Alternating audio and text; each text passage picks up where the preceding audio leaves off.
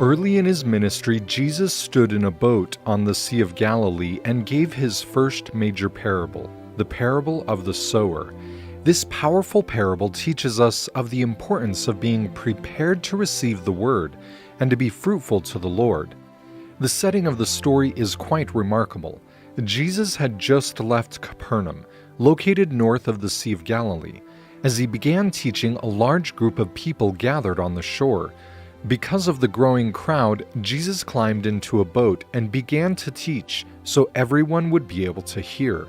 Though we don't know the exact location, the traditional site is called the Cove of the Sower and has been identified because of the naturally created acoustics. Still to this day, if one stands on the edge of the shore, one's voice can be carried to great distances. In this parable, Jesus describes a sower who casts his seeds, which fall in four main areas. The first seeds fell on the path, where they were trampled on and eaten by birds. Next, some seeds fell on rocky ground, where they could not grow roots deep into the soil, and thus withered in the hot sun. Other seeds fell among thorns, which eventually choked out the young tender plants. Finally, some of the seeds were planted in fertile, moist soil, where they could take root and produce a crop. To the Savior's audience at the time, this parable of a sower planting seeds would have been a familiar story. Most of his listeners would have personally planted and harvested crops for their entire life. However, for a modern audience, the parable at times can be difficult to understand. Planting and harvesting techniques have changed significantly over the past 2,000 years, which can lead to misinterpretations. With this in mind, let's get our hands a little dirty, so to speak, and learn about ancient farming. Many farmers in ancient Israel did not own their own land. Rather, they would receive an annual stewardship of a plot assigned to them by the local leadership. Each individual farmer would mark their plot of land, not with a fence as is common today, but rather by some sort of a land marker, such as a tree, a pile of rocks, or other notable feature. Without fencing, little paths would be used so farmers could access their pieces of land. This is likely what Jesus refers to as the first type of soil, where the seeds fall on the paths and are eaten by the birds. Jesus tells us that this represents those who hear the word, but because they don't understand, the evil one takes away the seeds that had been planted in their heart. After the previous crops were harvested, the fields were then burned. This put the ash and other minerals back into the soil. Animals would then be allowed to roam the land, rummaging for food, leaving behind manure, and thus fertilizing the soil. In such an arid climate, the hot sun would bake the ground and manure, leaving behind hard, cracked soil.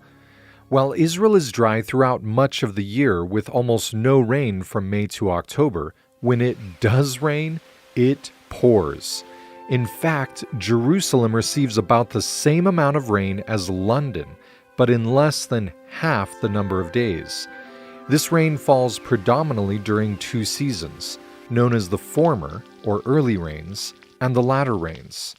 The early rains begin in November and December, softening the soil so that the seeds can be planted and the land can be tilled.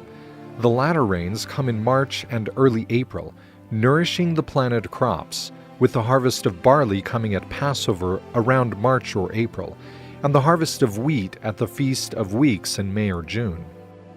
Unlike modern farming, when crops are watered using ditches, flood irrigation, or sprinklers, anciently most farmers in Israel practiced what is known as dry farming, with rain as the only source of moisture. This means that it was crucial to plant crops during the rainy season. It also meant that to preserve as much water as possible in the soil, rocks were often left on the ground, providing both shade and places where the water could pool. This is very different from early American and European farming, where rocks were removed from the fields and used to build the fences around the property. This would likely be what Jesus was referring to for the second type of soil, the rocky ground.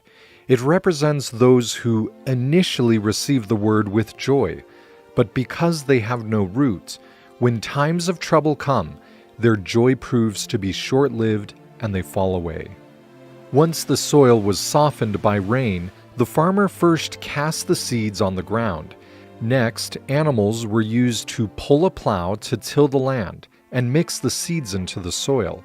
Because the seeds are sown before the land is plowed, they might fall upon thorny ground, or where weeds and thistles grow. These unwelcome plants choke out the growing seeds by taking the light and water. The thorny ground represents those who hear the word, but let the cares of the world and the deceit of wealth choke out the word, and thus never become fruitful. And finally, we learn of the seeds that fall in moist, fertile soil. The good soil represents those who hear and embrace the word.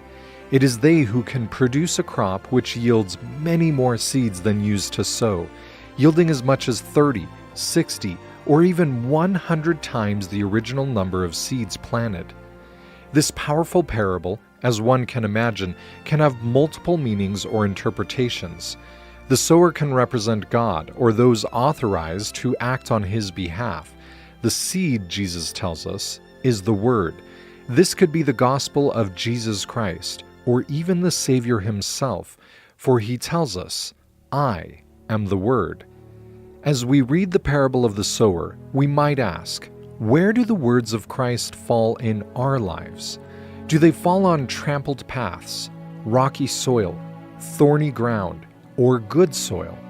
In Ephesians, we are encouraged to let the word of Christ take root in the fertile ground of our hearts, that Christ may dwell in your hearts by faith, that ye, being rooted and grounded in love, may know the love of Christ, which passeth knowledge, that ye might be filled with all the fullness of God.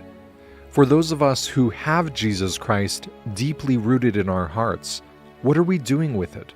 Are we seeking to multiply the Savior's love by sharing it with others?